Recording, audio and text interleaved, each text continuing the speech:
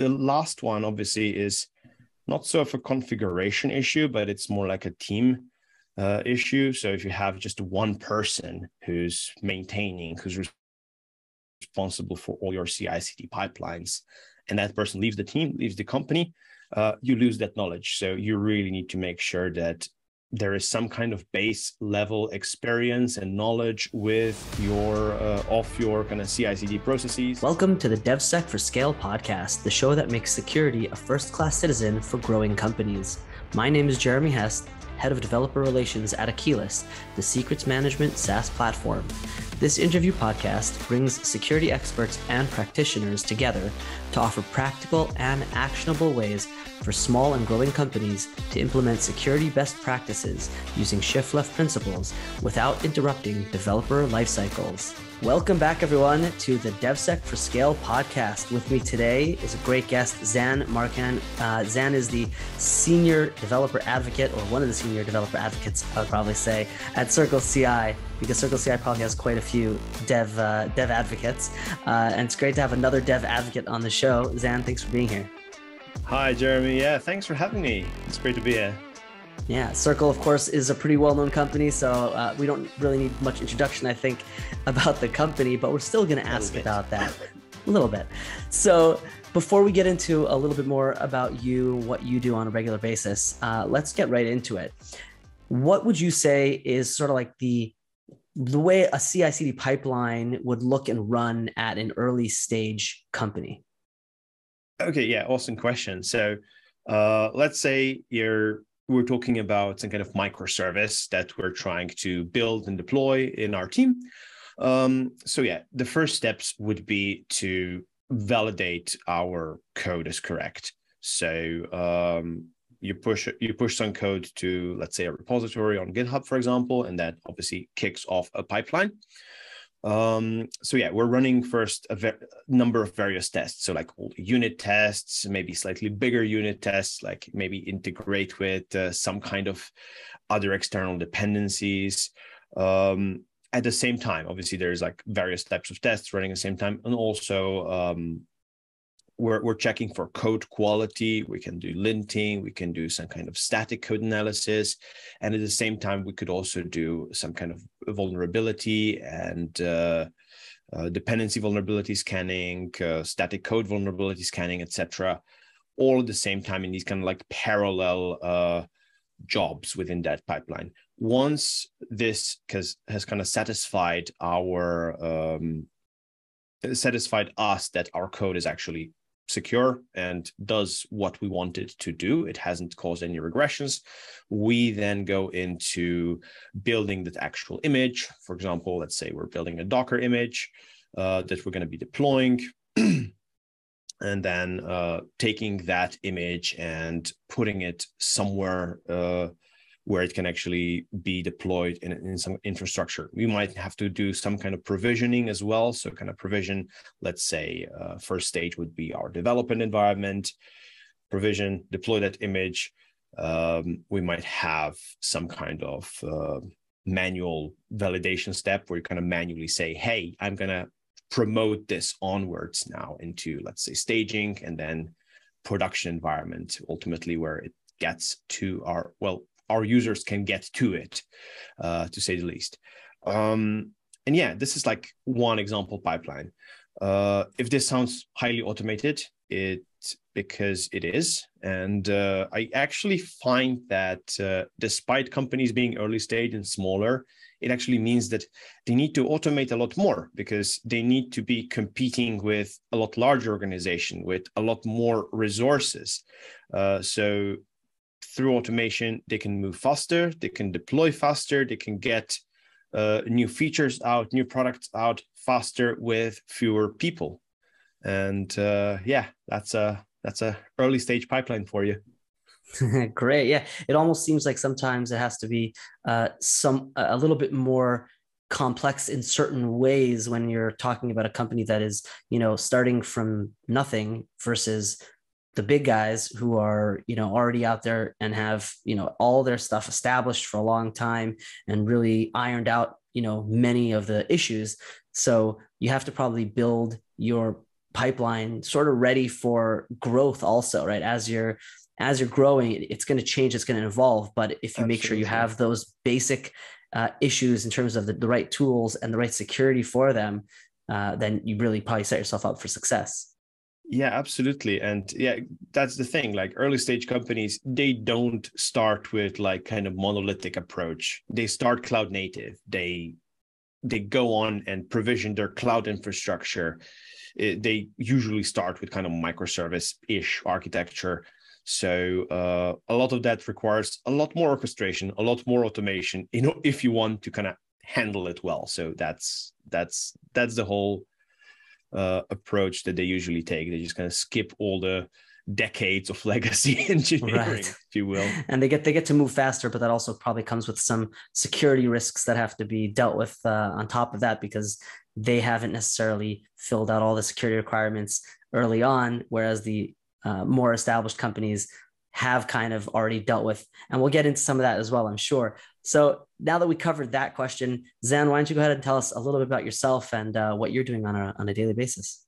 Yeah, absolutely. So as you mentioned, I'm a developer advocate at CircleCI. I'm based in London, UK, and my remit is essentially more geographical. So EMEA regions, so Europe, Middle East, Africa, because of the time zones. It's easy to fly between like cities in Europe or like Tel Aviv or wherever than it is to fly across the pond to the US and do stuff like that. And also when we're doing remote things, it's also easier to kind of, because of all the time zone differences. My job is essentially to grow and engage with our kind of local regional developer communities. So I'm based in London, so all those kind of tech clusters that we have going on, so London, Berlin, Paris, I try to kind of engage with people through events, through organizing, through sponsoring, through partnering with companies in those regions, and doing all sorts of stuff that I hope work for our audiences. And also, can I ask a little bit about where your work touches on security, on the security side of things? So everywhere, usually, because we're automating, we're talking about automated pipelines, right, of CI/CD pipelines. Security is increasingly one of the kind of fundamental parts of those kind of pipelines, because we want to automate that step as well, as opposed to having a dedicated team doing it for us at some point after the code has been developed and tested manually. So usually there is some kind of security scanning involved in everything that we're talking about, everything that we do. And yeah, like as I mentioned earlier, like you've got the testing, you've got deployment, and yeah, all the other stuff that's in the middle. And a lot of the times we want to make sure that we're automating that stuff as well. So security is a big one. Absolutely. So furthering that question of where you touch security, well, let's get into a little bit more larger scope. Where do you see, like, what are some of the categories of pipeline security practices that developers should definitely be focused on? Yeah, absolutely. So the first one is usually, and the easiest one to kind of cover, is making sure that your secrets are not stored in a Git repo. I think you might know a couple of things about that, Jeremy. Yeah, but that's like the smallest base level thing you should be thinking of with regards to security.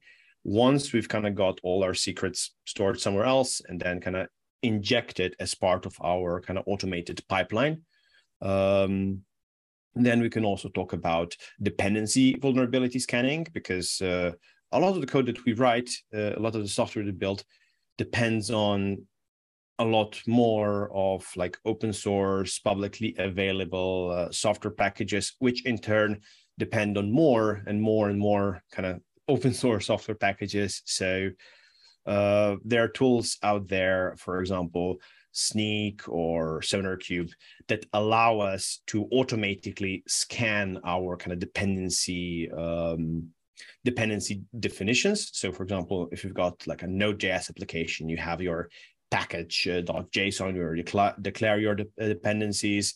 If you're using like a Java project, you might have a Gradle or a Maven file where you declare all of these.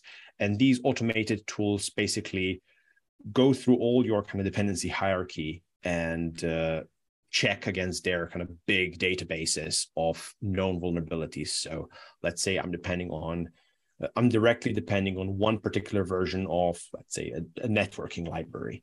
And that networking library might use some kind of like a JSON parser somewhere down the line. And that JSON parser might have been compromised in version 2.3.4 or whatever. And then they fixed it in 2.3.5. But that kind of goes back into our kind of first kind of main library, which needed to be updated with that underlying version. And that's something that those kind of tools can flag, and they would error. They would basically fail your pipeline and say, yes, this is a known vulnerability. You should be fixing it. Here's the version that's problematic. Try upgrading to a newer version, or maybe downgrading to an older version. Sometimes that is the only way to go. And really, it helps us avoid like some really dangerous situations where there has been like front-end libraries where they basically skimmed a lot of user data from their websites just because they happen to be used somewhere where people would enter the credit card numbers. And it is just like a small thing that's very easily preventable. That's one more thing. Obviously, security detection is another one. We touched on this already. There might be also some kind of static code analysis scanning. So tools that detect whether you have some kind of like SQL injection vulnerabilities or something like that, by just like looking at the source code and statically analyzing it. There might be tools that analyze your infrastructure provisioning as well, again through static analysis. See, okay, I'm provisioning all of these kind of endpoints, but I have my I'm a bit too lax with how I actually allow this to be accessed. Like maybe my permissions are not in the right place, so they would flag up this, all the way to essentially dynamic application security scanning, which runs your application and tries to do things a real malicious attacker would do from the outside in, and seeing if they can figure out how to make any known exploits, basically. And all of these things are like automatable. All of these things are can be included in your pipeline. Great. Yeah, fantastic. It's a breadth of tools and knowledge that you have to have in order to cover all these different pieces. And that's probably why it's better to have a team of people so that you have sort of that knowledge from many different individuals looking at the same problem from different angles.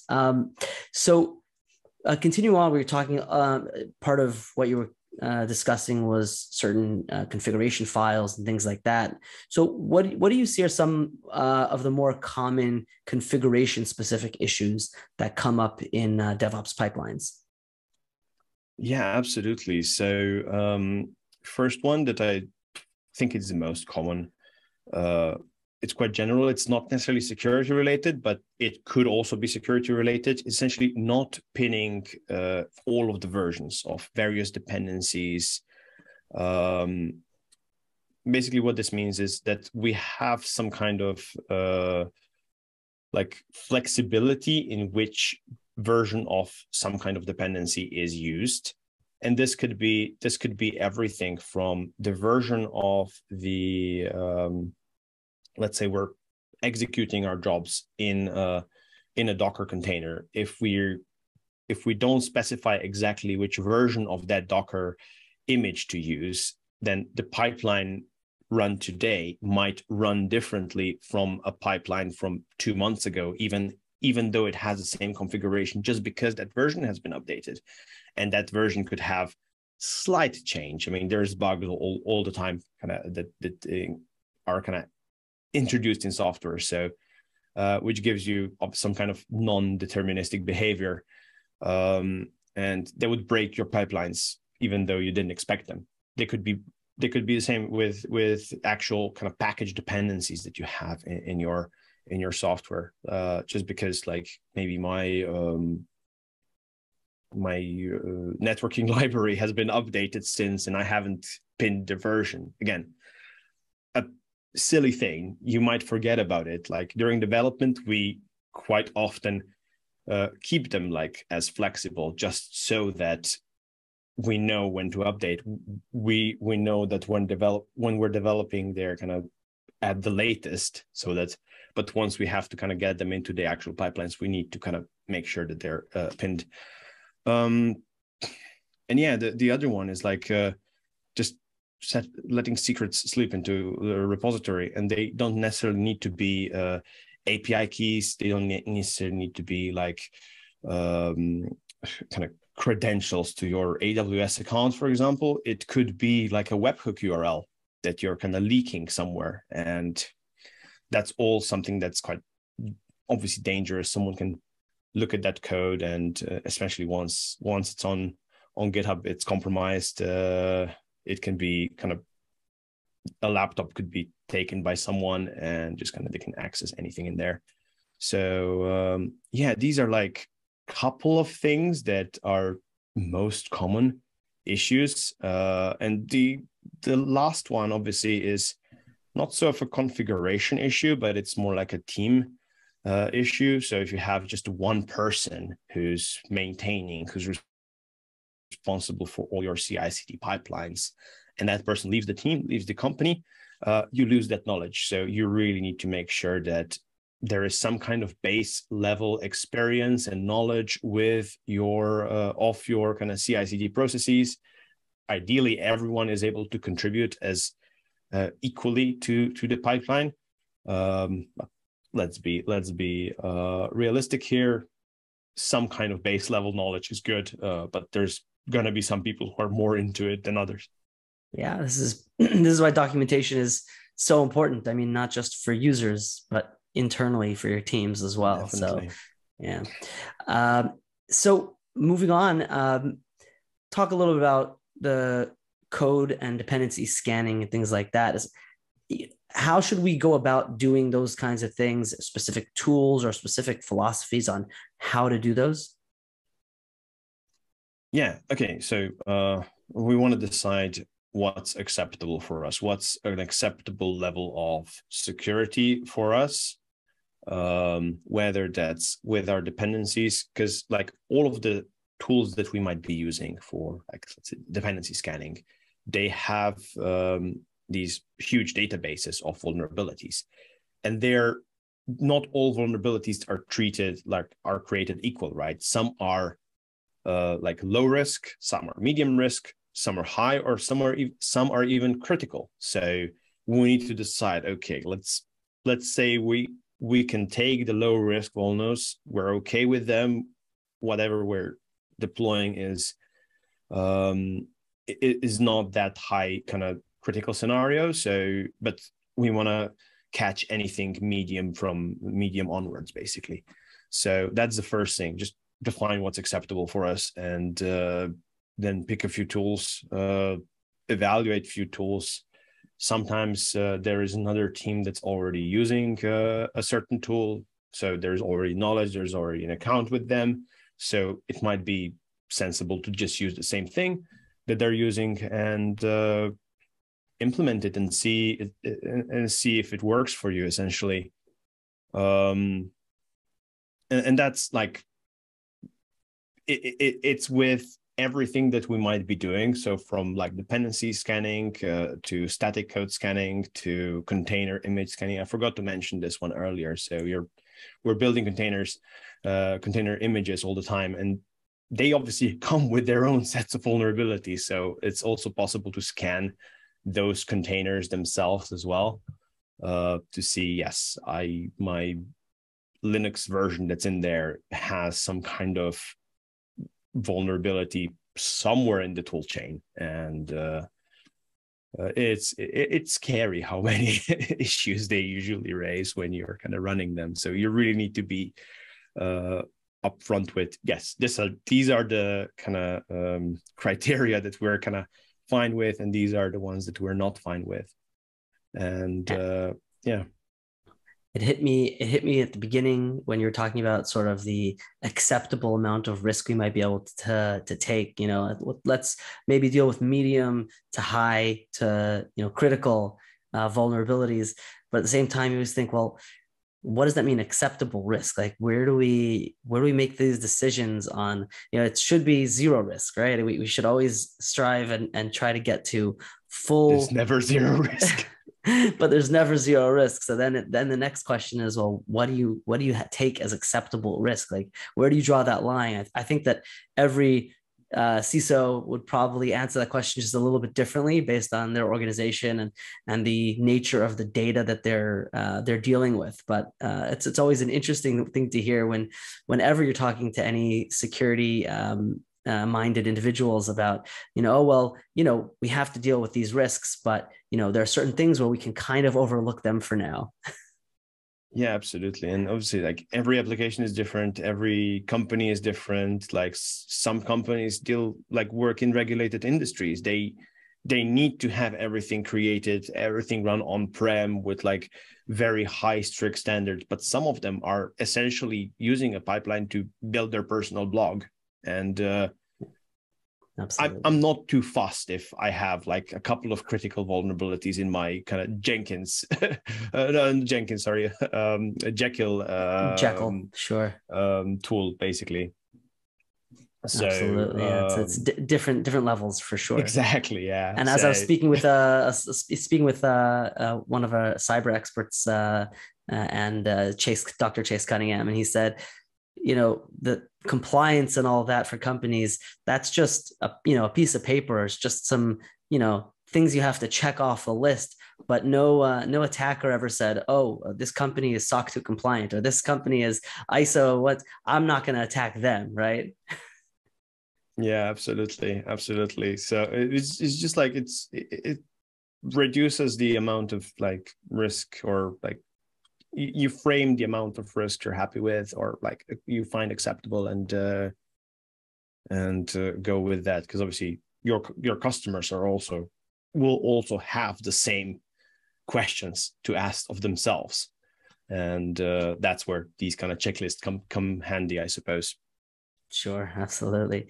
Okay, so moving on to a little bit more about security policies.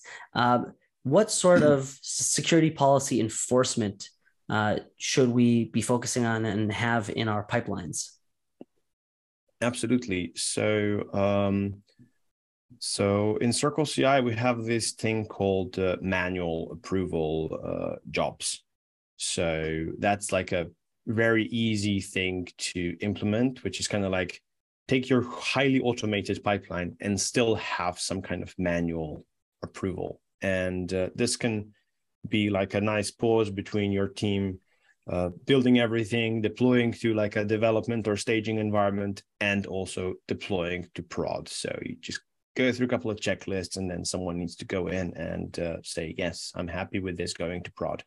That's like an easy one, low hanging fruit, essentially.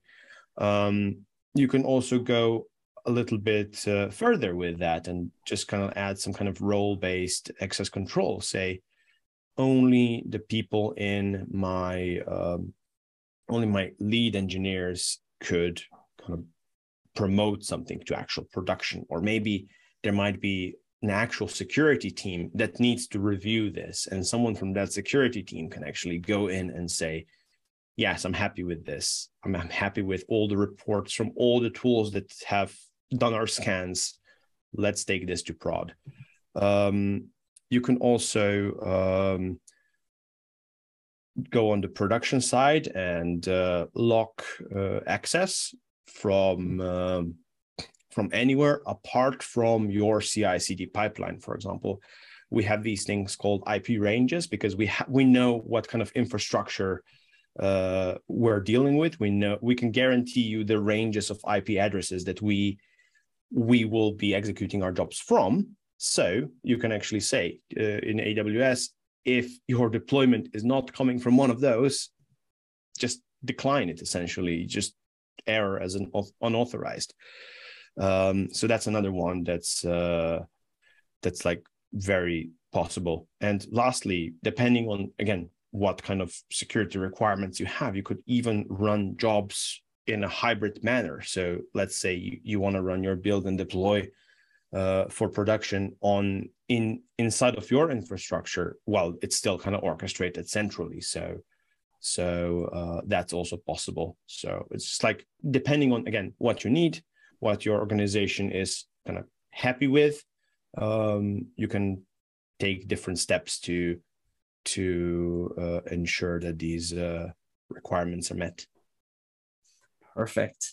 So getting to the final question of the episode, a question that I'd like to ask all my guests, can you give us a couple of tips, maybe even one or two, up to you, that you would have for developers and smaller organizations that, obviously are focused on getting their code and features done and shipped, but they need to focus still on security, right? And in order to make sure they're still focusing on security, we don't want to take too much of their time from their coding. So what are some examples of ways that you think, these kinds of developers should be thinking about and dealing with security without having to take too much time out of that, that daily routine of code and shipping?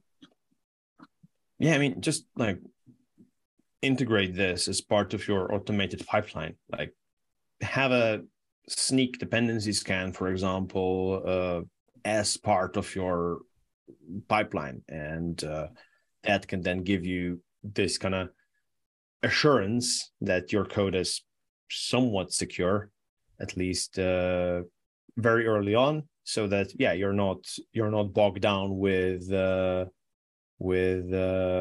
like actual production issues down the line. So that's like the biggest thing. It's just like implement these things. There's like dependency scanning, container scanning. They're very, very easy to do, very, very easy to add, and they have like they give you this kind of outsized benefit, essentially.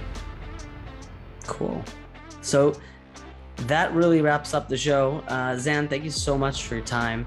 And I gained a lot of knowledge on this one for sure. Really getting that view from someone who works at a company that does CI/CD. So really fantastic. And I'm really glad that we met, which we actually met through Slack, which was pretty cool. So it's always great to meet new people. And I really appreciate your time. Thanks for being on the show. And I look forward to being in touch going forward and seeing where else we can meet up. Yeah, awesome. Thanks for having me, Jeremy. Have a nice day. Yeah, you too. And let everybody know before we go, actually, where they can reach you. Oh, yeah, of course. So I'm quite active on Twitter. So Zan Markan, so at Zan Markan. Well, you can probably add them as the description. In the show notes, sure. Yeah, and obviously like CircleCI, check us out. Awesome. Good stuff. Thanks so much, Zan. Have a really good one. Cheers. Bye. See you next time. Bye-bye.